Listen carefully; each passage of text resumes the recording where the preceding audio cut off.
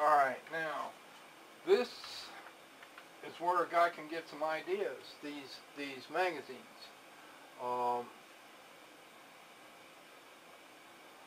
If you really want, you know, you can get this at modelcardmag.com. You can go there and subscribe to these magazines. There is umpteen jillion things in here that would look good on your shelf if you want to go to the trouble of trying to copy somebody's or do something. I kind of like this mixed with that and that and that, but this guy should have done this, that guy should have done that. That's what you do when you are out of ideas. You say, man, that's really nice, but I really would have done, and goes through your brain.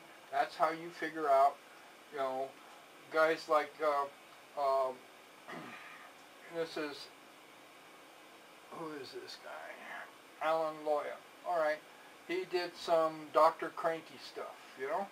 I'm not into Dr. Cranky stuff. What would I have done different? Well, not a whole lot. He done a good job. I just wouldn't paint it that way. That's all there is to it. I'm not into that right now. That might change. You know, when I was younger, I built one of these, you know, Fiats, and I built a Bantam T, you know, hot rod and stuff. Well, I wouldn't build it the way I built it then. I wouldn't build it just like this. I do like that he got a roof panel in there, because these things had wood and cloth roofs, a lot of them, you know, they just had, you know.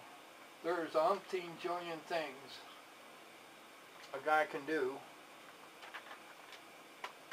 for ideas. Also, availability of a model. You know, all of a sudden you see a dozen models that you really like, and maybe you draw up something that you wanted to do, and you start working on it, and you figure out what you want to build. You can't build everything. Oh yes you can, because it's models. And if you had to, you could build a garage out back, 18 foot by 20 foot or something like that, and just pile in models up in there, and you could build everything if you had the money. These cloths for polishing, I use this skip fixer. I use that. Got dyslexia and can't talk. Well, my tongue's got dyslexia, not me.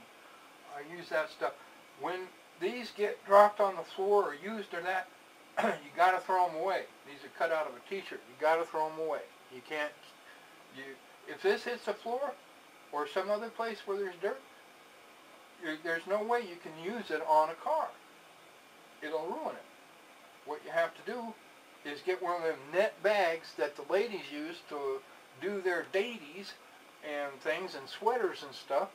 Put this in the net bag and then wash them, and you might be able to save some of these. Other than that, just go get another damn t-shirt, wash it 3 or 4 times, take and cut it up. You can't reuse this stuff. You have to throw it away. It's going to scratch. I keep these lids around. They will help with the fumble fingers and stuff like that a person might get on a daily basis. And this All-Clad, that fits in there.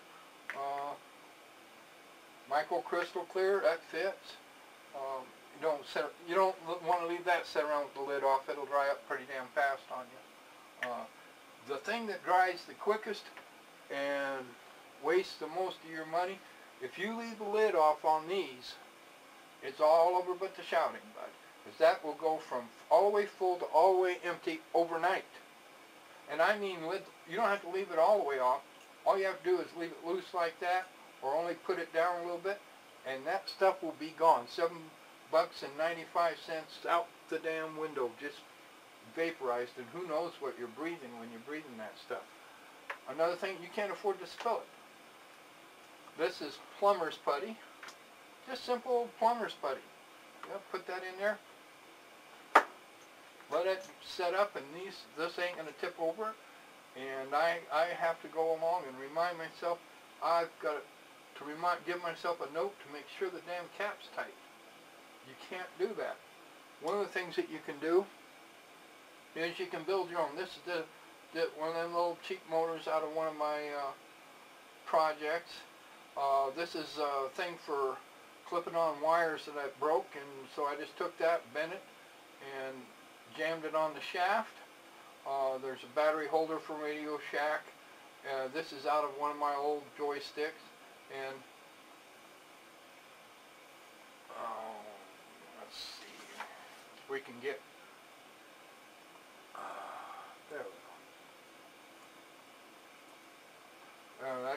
All I gotta do is stick that in the bottle and push that button, and if the bottle's half empty, then I bring it up halfway, spin it, that throws the stuff off of here. All I gotta do is wipe it real quick with the deal. Magnifying glass, reading glasses, one of these thingies here. Sometimes I wear both, the magnifier and that. Look like Dr. Cranky, but maybe not. Now, here's another project I'm doing. The Packard Boattail Speedster.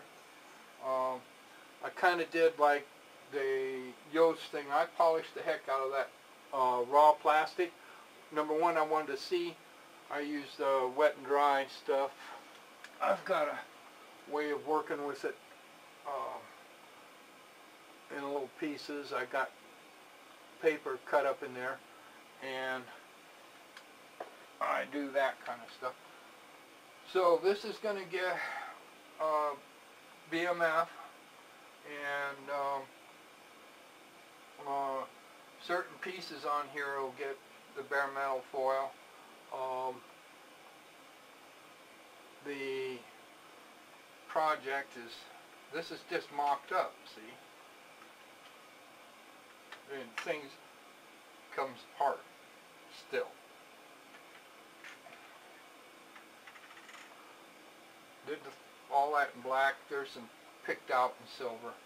It's not all that great a job, but I wanted to see if I could get any shine, any reflection. The insides of these are shinier than the dickens, but you can't tell it because of the angle of the metallic.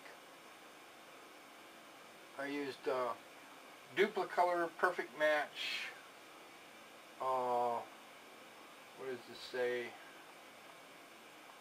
Cordova Brown Metallic replaces T135. These you got to use a clear coat afterwards. You get, this is a two-step process. This Duplicolor goes on as your base coat. Your color, your base coat, clear coat, goes on afterwards. That's really hard. You got to rub them out like crazy in between. You can't just throw this stuff on there. I don't know why the reflections, well, camera don't lie. It's not as shiny as it should be, and I've had my fingerprints all over it. So that's the way that is. That didn't turn out too bad. That's one of the GM Golds. That's also Duplicolor, base coat, clear coat. This I'm still working on. I got, it's just kind of stuck together. It's not glued, but I'm working on it because I'm going to paint these. They already have a texture. They already have a texture inside here. So I'm not going to put the tissue paper, which I usually do.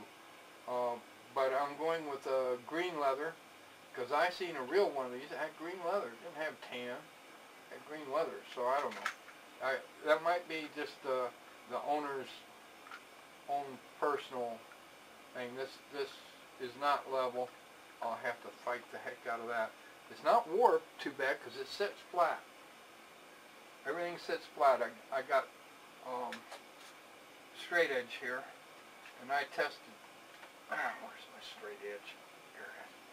I tested things. I just wanted to see that it was not warped. It wasn't. It's just that there's something in the way.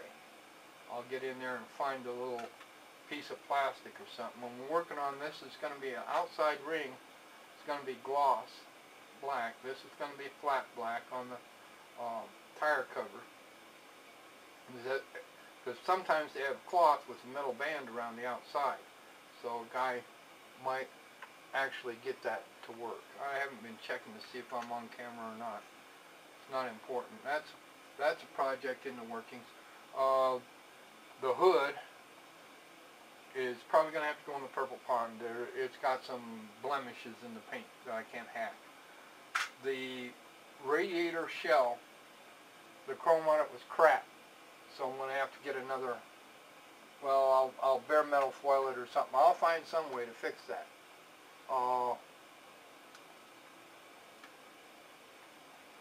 Another project is Vicky here. It's got a big block, for sure, serious amount of engine. It's very difficult to shoehorn in here and get the radiator and grill and everything to not hit the fan. It's supposed to have electric fans. I don't like electric fans, so I won't put one on a model that ain't going to happen. I've got this partially wired. I got one fuel line run.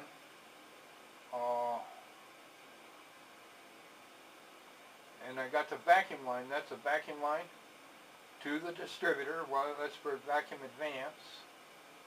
Let's see if I can vacuum. I don't know.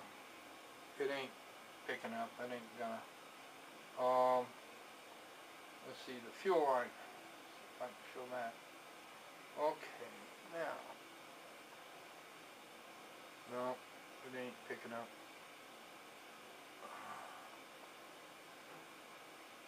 And that ain't gonna work because it's in. You don't have the macro on. Anyway, I got a fuel pump. I've got a fuel line running to the back, and that's on the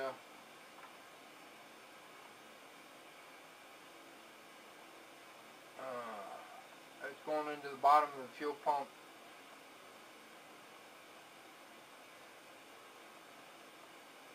The inside, and no, yeah, it's going to the inside. The one coming up, it comes up through here, and you can't hardly, you can't see it. Can't even, there it goes. It's been up around the rocker cover. Can't really see it. Anyway, it comes off the fuel pump in the correct area.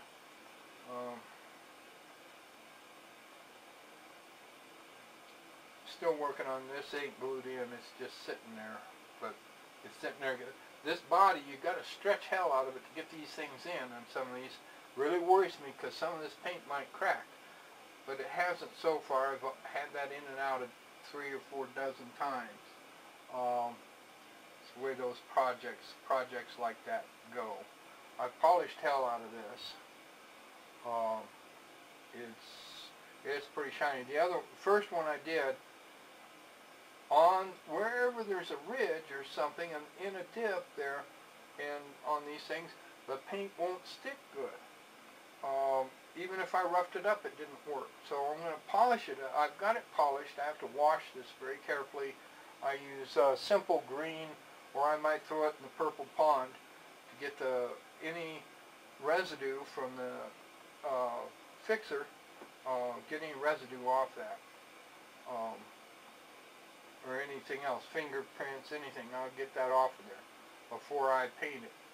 Now I've been thinking about priming it. Priming it white, I think, so that the color isn't much different than that. Because whatever's underneath the color, that's what it will be. I hope I covered enough stuff here in a short amount of time. I might have to cut up this tape. Anyway.